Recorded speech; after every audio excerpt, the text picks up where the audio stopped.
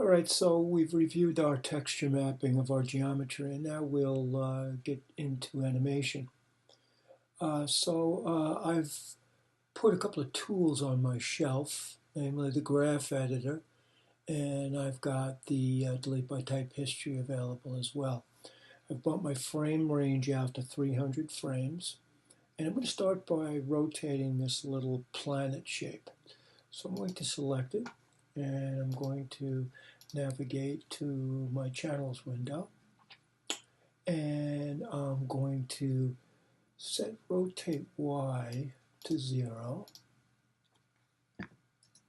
and I'm going to navigate my viewport so I'm looking directly into the front of that object. I'm going to make sure that in my timeline I have put the playback head back at frame 1. Okay. So again, the review would be of this. Here's our timeline with our frame range depending on what we want to view. This number, this active text box to the left of the VCR controls, allows us to navigate to a particular frame in our timeline if we so choose. We'll take a look at these and talk about them a little bit more as we start to get into the animation process.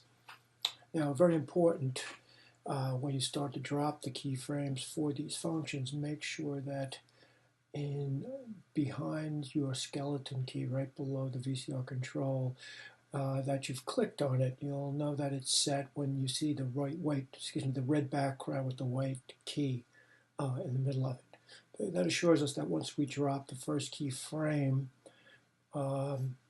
through the channels window, and then we move through time, and if we wanted to manipulate this on screen or introduce another, like in case of rotation, a degree, it'll automatically drop the keyframe associated with that function.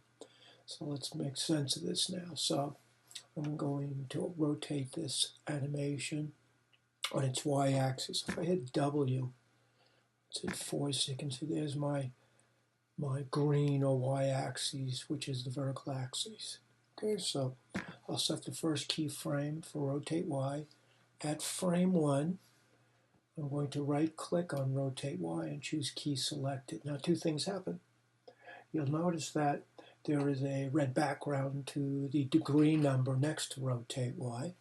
And then at the beginning of our timeline over here, there is a red line, and that signifies our keyframe in our timeline.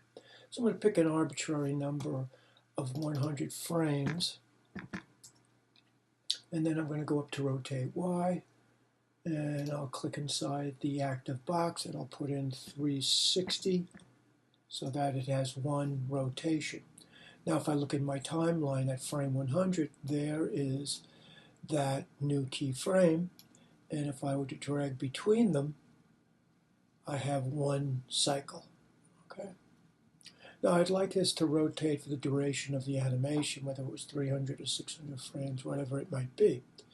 So what I'm going to do now is I'm going to go up to my dock, and I've put in a little icon called GE, and it represents the graph editor. Now, how did I get there? Well, I held down Control-Shift. I went to Window, Animation Editors, and there at the very top of the list is the graph editor. All right, and you'll see there is that icon. Now, often enough, you may click on it twice. It's very easy to get rid of the duplicate if you wish. I can right-click on it, and there I have the option to delete. So I'm going to click on the original one I put in there, and I'm going to right-click with my cursor over this grid, and I'll hit A for all. And it shows me that curve that signifies that animation cycle. You'll notice it's a bit of an S. What this means is that cycle would ease in and out, which means that if we were going to cycle this, there would be this easing in and easing out for each cycle. It'd look a little awkward.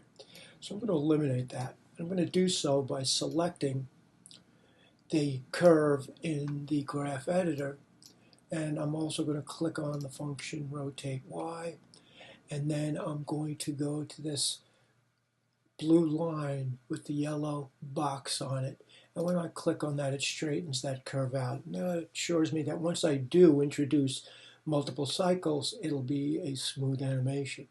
So while I'm here, in order to introduce that multi-cycle rotation to our planet shape, I'm simply going to go to Curves, Post Infinity, and Cycle. And now I'll close out my graph editor, and if I was to rewind my movie and play this now, the planet is going to spin consistently 360 degrees until the movie ends, essentially. So I'm going to stop that. I'm going to hit Command S to save and continue. And now let's explore this timeline a little bit more. Okay? And I think we'll do that in our next tutorial.